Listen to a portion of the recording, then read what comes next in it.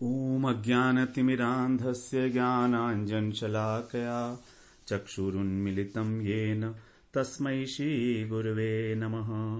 वाञ्छाकल्पतरुभ्यश्च कृपा सिन्धुभ्येव च पतितानां पावनेभ्यो वैष्णवेभ्यो नमो नमः। नमो महावदान्याय कृष्णप्रेमप्रदायते कृष्णाय कृष्णचैतन्य नाम्ने गौरत्युषे नमः। हे कृष्ण करुणा सिंधो दीनबंधो जगत्पते गोपेश गोपिका कांत राधा कांत नमोस्तुते। तप्त कांचन गौरांगी राधे वृंदावनेश्वरी वृषभानुसुते देवी प्रणमामि हरिप्रिये। वृंदायै तुलसीदेव्यै प्रियायै केशवस्य च कृष्णभक्तिप्रदे देवी सत्यवत्यै नमो नमः। श्रीकृष्ण चैतन्य प्रभो नित्यानंद श्री अद्वैत गदाधर शिवसदि गौरभक्तवृंद। हरे कृष्णा कृष्ण कृष्ण हरे हरे हरे राम राम राम हरे हरे। हरे कृष्णा। सर्वप्रथम मैं अपने गुरुपाद पद्म ओम विष्णुपाद अष्टोत्तर शत श्री श्रीमद् भक्ति वेदांत माधव गोसाई महाराज के चरण कमलों में अनंत कोटि दंडवत प्रणाम ज्ञापन करता हूं। श्रीमद् भगवद गीता का 18वां अध्याय हम लोग श्रवण कर रहे हैं। उसमें अर्जुन के द्वारा भगवान के प्रश्न का जो उत्तर दिया जा रहा है 73वें श्लोक में, उसका हम लोग श्रवण कर रहे हैं। अर्जुन कह रहे हैं, अर्जुन उवाच नष्टो मोह स्मृतिर्लब्धा त्वत्प्रसादान्मयाच्युत स्थितोऽस्मि गत संदेह करिष्ये वचनम तव। अर्जुन कहते हैं, हे अच्युत, आपकी कृपा से मेरा मोह नष्ट हो गया है, मुझे स्मृति की प्राप्ति हो गई है, मेरे संशय सब नाश हो गए हैं और इसलिए मैं अपने स्वरूप में स्थित हो गया हूं। स्थितो अस्मि। अब आपने जो कहा है आपके वचनों का ही मैं पालन करूंगा। तो यहां पर हम लोग बात कर रहे थे स्मृति लब्धा। स्मृति, तो स्मृति की प्राप्ति होगी हमें भगवत कृपा से अथवा भक्त की कृपा से। स्मृति अभ्यास सिद्ध नहीं है, स्मृति अनुभव सिद्ध है, कृपा सिद्ध है। केवल कृपा से ही जागृत होती है और ये कृपा तब होगी जब हम भगवत उन्मुख होंगे। अभी हम भगवत उन्मुख नहीं, संसार के उन्मुख है, भगवान को भूले हुए हैं। भगवत उन्मुख होने का अर्थ है जब हम भजन करते हैं। अभी हम संसार का भजन करते हैं तो संसार उन्मुख हैं, जब हम भगवान का भजन करेंगे तो भगवत उन्मुख कहलाएंगे। तो स्मृति की लब्धता में साधक की भगवत सम्मुखता ही कारण है और भगवत सम्मुखता होगी तो भगवत कृपा भी होगी। भगवत कृपा तो वास्तव में हो ही रही है, ऐसा नहीं है कि भगवत कृपा नहीं है, लेकिन क्योंकि हम भगवान के सम्मुख नहीं हैं इसलिए हम उस कृपा को धारण नहीं कर सकते। अब ये भगवत कृपा को धारण करने के लिए, भगवत सम्मुख होने के लिए हमें करना क्या है? यहीं पर हमारे गुरुदेव आ जाते हैं।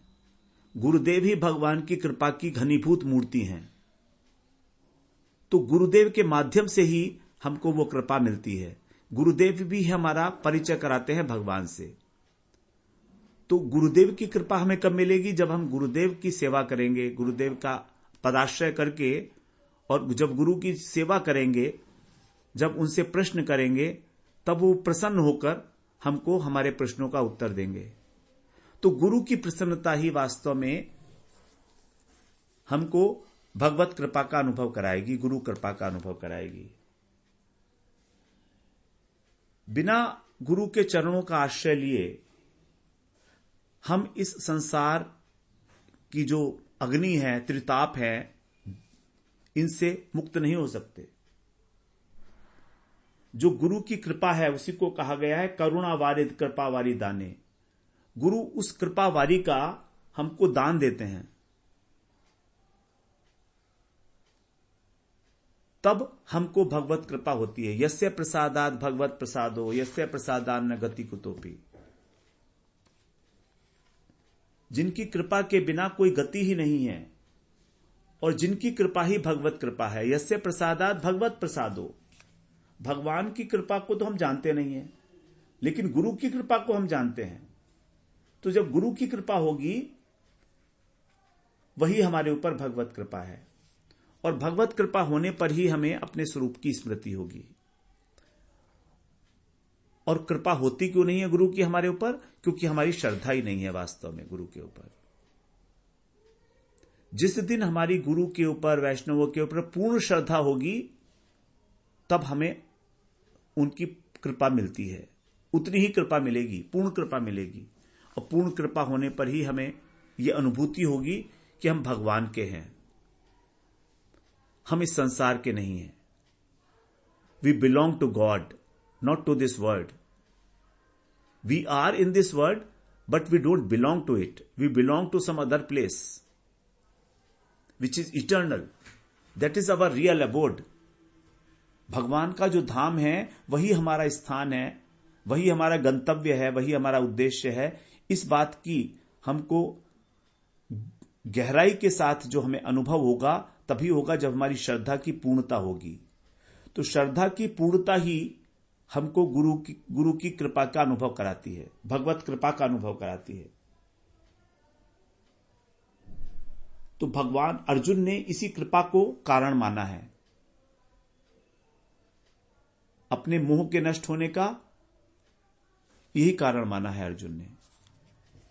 नष्टो मोह स्मृतिर्लब्धा, और स्मृति के प्राप्त होने का। ये कृपा क्या है? तत्प्रसादात मयाच्युत। हे अच्युत, आपकी कृपा से मेरा मोह दूर हुआ है। मुझे स्वरूप की स्मृति हुई है कि मैं आपका दास हूं और आप मेरे स्वामी हैं। अर्जुन भगवान की कृपा को स्वीकार करते हुए मानो ये कह रहे हैं कि आपने जो पहले मुझसे कहा था, यदि मैंने अहंकार की शरण ले ली है तो मैं आपकी बात नहीं सुनूंगा और मेरा नाश हो जाएगा, तो मैं आपको स्पष्ट कर रहा हूं कि मैंने आपका आश्रय लिया है, मैंने आपकी शरण ली है, और मुझे जैसा होना चाहिए था आपकी शरण लेकर मैं वैसा ही हो गया हूं। मुझे जैसा होना चाहिए था मैं अब वैसा हो गया हूं, जैसा आप चाहते थे। आप चाहते थे कि मैं अपने स्वरूप को प्राप्त करूं, आप चाहते थे कि मुझे स्मृति हो जाए, तो अब मैं इस स्मृति को प्राप्त किए हूं। यह सब आपकी कृपा है, असीम अनुकंपा है आपकी। अर्जुन अकृतज्ञ नहीं है। इन शब्दों को कहते हुए अर्जुन का मन कृतज्ञता से छलछला रहा है। अर्जुन का हृदय कृतज्ञता के भाव से छलछला रहा है।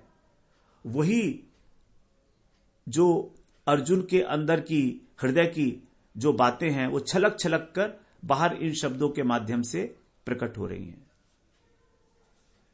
वे अच्छी तरह समझ गए हैं कि मेरे प्रयास से मैं अपने शोक और मोह को नष्ट नहीं कर सकता। शोक मोह भयापहा, ये भगवान की कृपा है, भगवान की भक्ति का फल है। ये भक्तिर उत्पद्यते पुंसः शोक मोह भयापहा। जिस समय भक्ति उदय हो जाती है हृदय में भक्त के, उस समय ना तो वहां पर शोक, ना वहां कोई मोह और ना वहां भय। इन तीनों का स्थान रहता ही नहीं, क्योंकि वहां पर भक्ति देवी आ गई हैं अब। तो ये इस प्रकार की अनर्थ, अनिष्ट कहां से रहने वाले हैं? हृदय तो एक है, हृदय कोई दो तो है नहीं। या तो उसके अंदर भक्ति देवी रहेंगी, भगवान रहेंगे, और या ये संसार रहेगा, इसके शोक रहेंगे, मोह रहेंगे।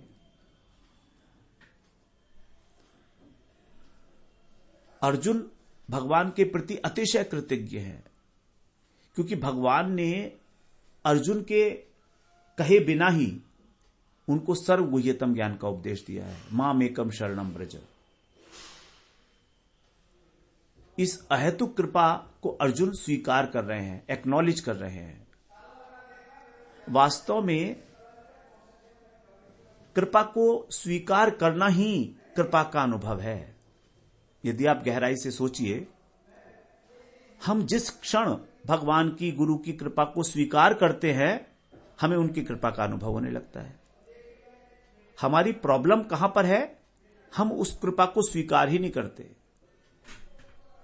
यदि हम इस कृपा को स्वीकार करें तो कृपा है, और नहीं स्वीकार करें तो कहां कृपा है?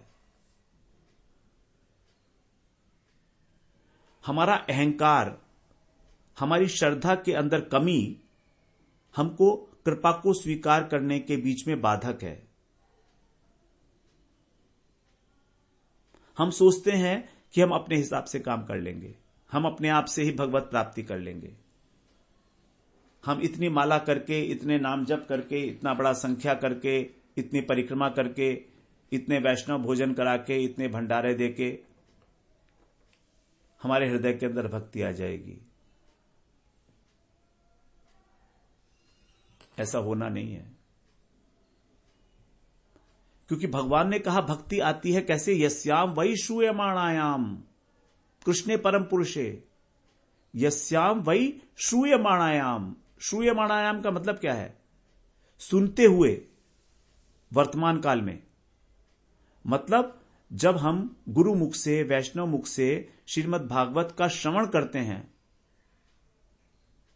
और निरंतर सुनते ही रहते हैं, ये तो कहा ही नहीं उन्होंने कि कब सुनना नहीं है। तो जब हम श्रवण करते हैं, तो जब हम निरंतर श्रवण करते हैं, तो इसका मतलब है कि हमारे हृदय के अंदर श्रद्धा है जिससे हम श्रवण कर रहे हैं। और यदि श्रद्धा है जिसके मुख से हम श्रवण कर रहे हैं, तो उनकी कृपा उस भागवत श्रवण के माध्यम से हमारे हृदय में संचरित होगी और वहां पर भक्ति देवी स्थापित हो जाएंगी। भक्तिरुत्पद्यते पुंसः शोक मोह भयापहा। ये मैकेनिक्स है।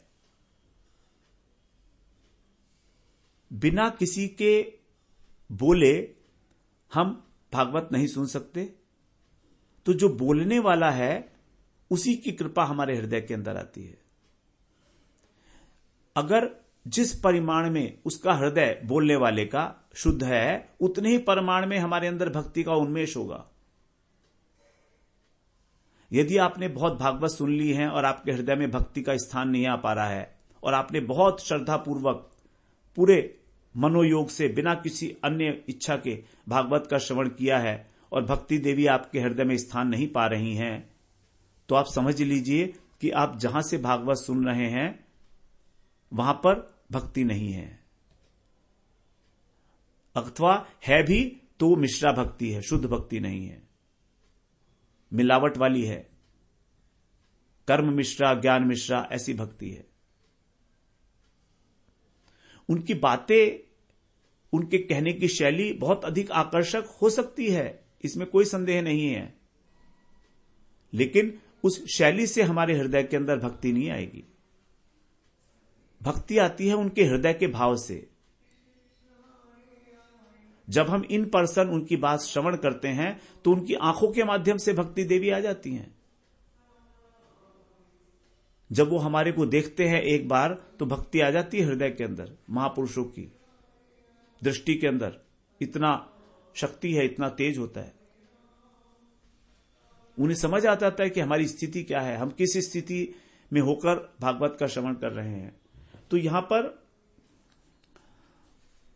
कह रहे हैं भगवान, अर्जुन कह रहे हैं कि आपकी कृपा से ही सब कुछ हुआ है, यह आपकी कृपा का प्रसाद है। भगवान ने जो 7वें अध्याय में कहा था 19वें श्लोक में, वासुदेव सर्वमिति, उसका अनुभव करना ही वास्तव में स्मृति लब्धा है। और यह अनुभव भगवत कृपा से होगा। साधन का फल तो यह नहीं हो सकता। यदि ये साधन का फल होता तो बहुत सारे लोगों को ये प्राप्त हो चुकी होता, लेकिन भगवान ने कहा वो बड़े रेयर है। यत्ताम अपि सिद्धानाम कश्चित माम वेति तत्वतः। रेयरेस्ट ऑफ द रेयर भगवान के शुद्ध भक्त हैं। इस प्रकार से हम लोगों ने श्रवण किया स्मृति लब्धा। अब स्मृति लब्ध होने के बाद अर्जुन कह रहे हैं स्थितो अस्मि, अब मैं स्थित हो गया हूं। पहले वही अर्जुन धनुष बाण को रख के रथ में और शोक संविघ्न मानस होकर बैठ गए थे। विसृज्य सशरम चापम शोक संविघ्न मानस, पहले अध्याय का अंतिम श्लोक। विसृज्य सशरम चापम शोक संविघ्न मानस, बाण सहित धनुष को त्याग कर रथ के पीछे के भाग में बैठ गए जाकर। लेकिन अब कह रहे हैं अब स्थितो अस्मि, अब मैं खड़ा हो गया हूं। यहां पर स्थित का अर्थ खड़े होने से मतलब कहा जाएगा, जो भगवान ने उनको आज्ञा दी थी, उत्तिष्ठ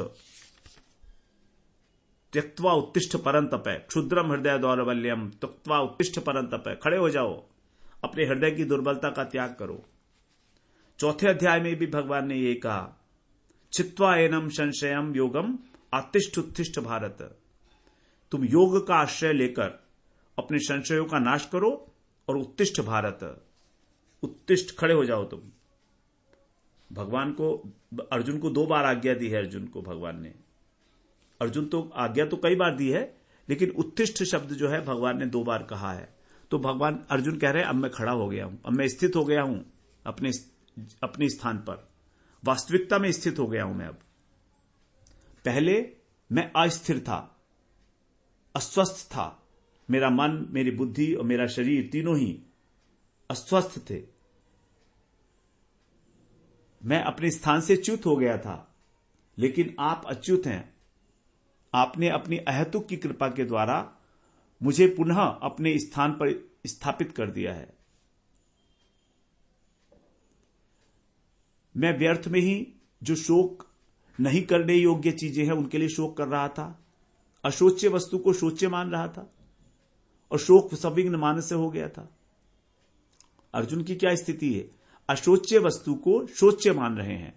अशोच्य का मतलब जिसके लिए शोक नहीं करना चाहिए उसके लिए शोक कर रहे थे और स्वयं शोक संविघ्न मानस से हो गया। अपने मन को डुबो दिया था उन्होंने शोक के अंदर, लेकिन अब कह रहे हैं नहीं, अब मेरे को सब दूर हो गया है, अब मुझे स्थिरत्व प्राप्त हुआ है।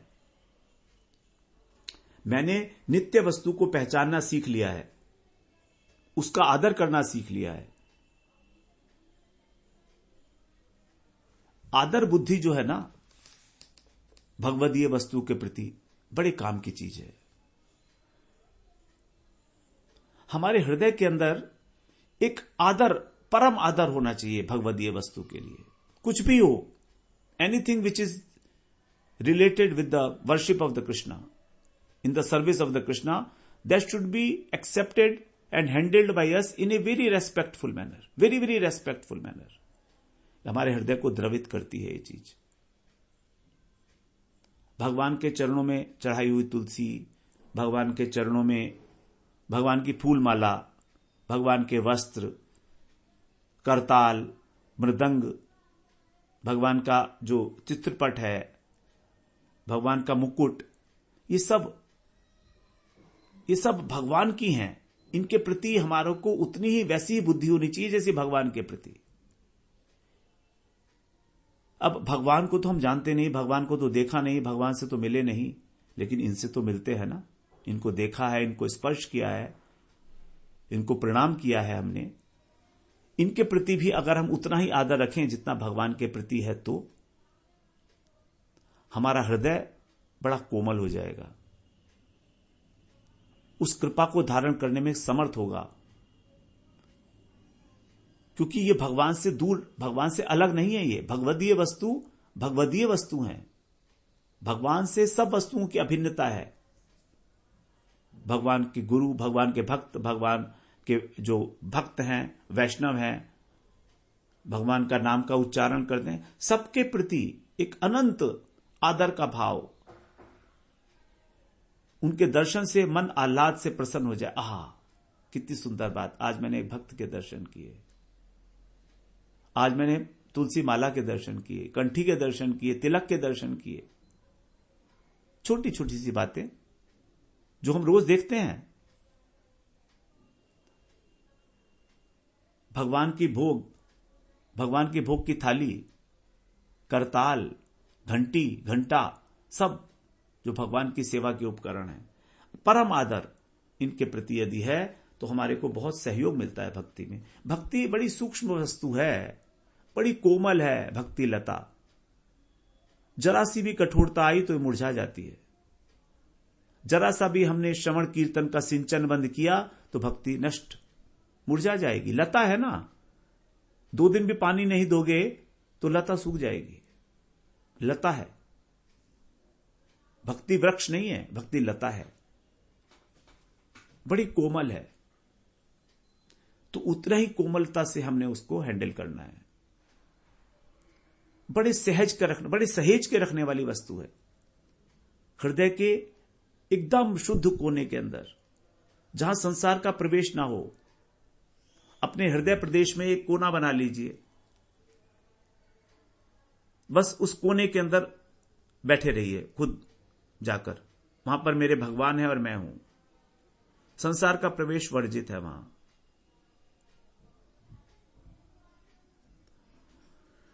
तो अर्जुन कह रहे हैं कि मैंने अब आदर करना सीख लिया है नित्य वस्तु का, और अब मेरा सत विवेक जो है वो जागृत होना है और मैं आत्मस्वरूप में स्थित हूं। हमारी बुद्धि स्थिर तभी होती है जब हम इंद्रियों को वश में करते हैं और भगवत परायण होते हैं। अब इंद्रियां वश में तो आसानी से होती नहीं है, इसलिए हम इंद्रियों को भगवत प्रसाद का सेवन कराते हैं। हमारी रसनेन्द्रिय बड़ी चंचल है, तो भगवान को भोग लगाकर ग्रहण करेंगे तो उसकी चंचलता खत्म होगी। सबसे बड़ी शत्रु है हमारी जीवा। है तो बिल्कुल छोटी सी पतली सी, लेकिन काम बहुत बड़े बड़े करती है। सारा महाभारत इसी ने करा दिया, वाणी ने तो कराया, थोड़ा सा बोल दी गलत, बस हो गया काम। तो जब इंद्रियों को वश में करके भगवत परायणता है, तानि सर्वाणि संयम्य युक्त आसीत मत परः वशे ही यस्य इंद्रियाणि तस्य प्रज्ञा प्रतिष्ठिता। एक एक शब्द भगवान का बड़ा कीमती है। आप जरा सा इसमें डूब कर देखिए, अपार आनंद की अनुभूति होगी आपको।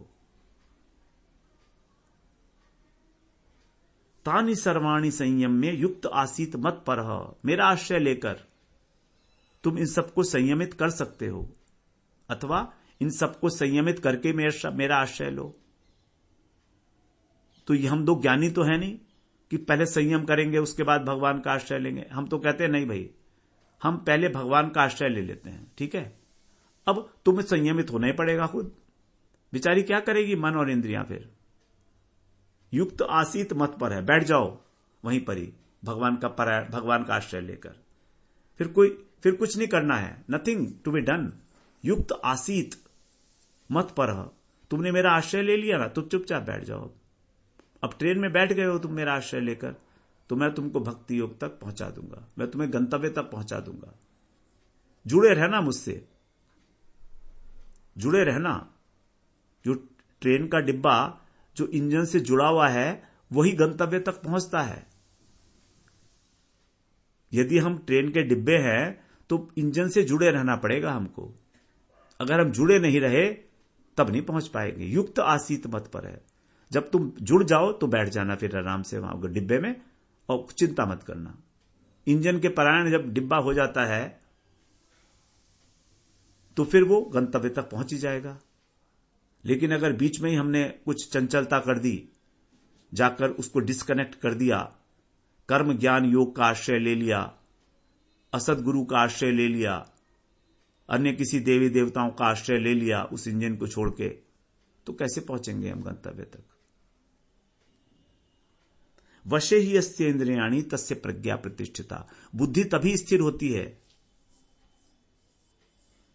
जब इंद्रियों को थोड़ा सा कंट्रोल में रखा जाए। उसी की प्रज्ञा प्रतिष्ठित है जो भगवत परायण है, जो भगवत सम्मुख है।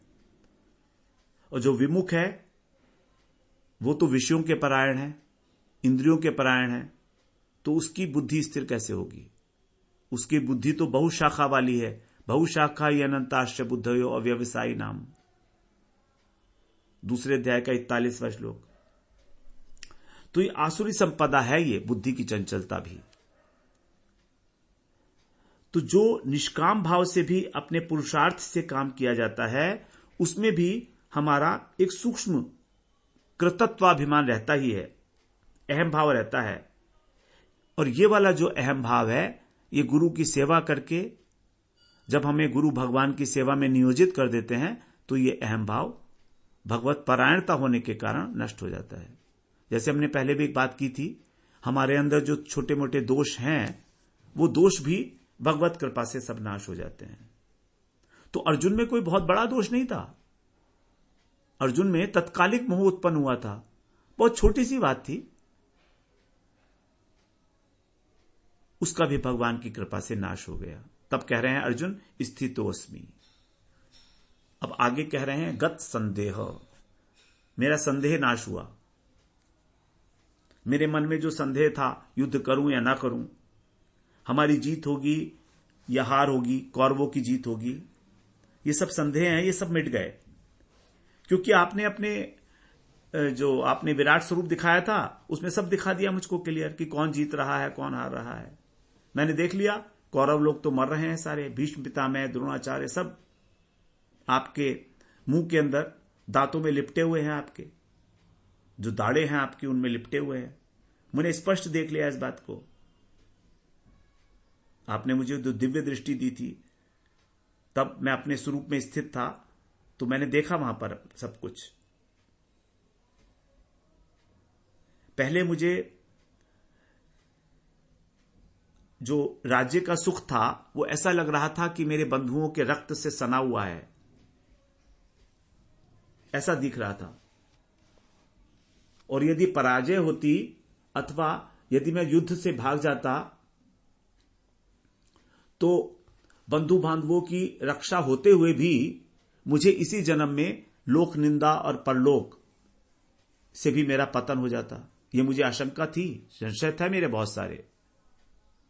तो मेरे जीतने की अवस्था में और मेरे हारने की अवस्था में, दोनों में ही मेरा कल्याण मुझे नहीं दिख रहा था। इनमें से कौन सा ग्रहणीय विकल्प है और कौन सा त्यागने योग्य है, मैं निश्चय नहीं कर पा रहा था। संशय के झूले में पड़ा हुआ था, मैं दुविधाग्रस्त था।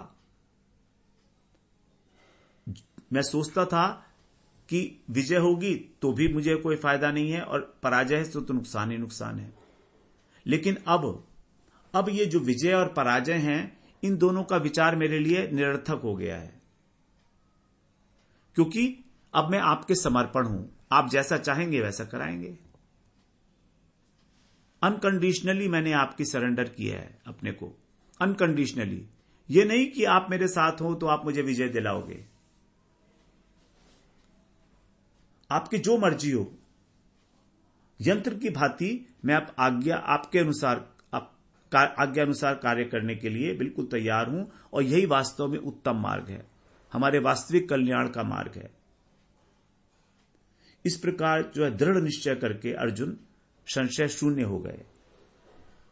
इसीलिए उन्होंने कहा गत संदेह।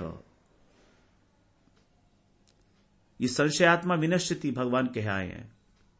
जो संशय करता है वो विनाश हो जाता है। इसलिए संशय को अपने हृदय में कभी स्थान ना दें। संशय हमको बहुत पीछे ले जाता है जीवन में। किसी भी जगह आप संसार में भी संशय करेंगे तो आपका नुकसान ही है लॉन्ग टर्म।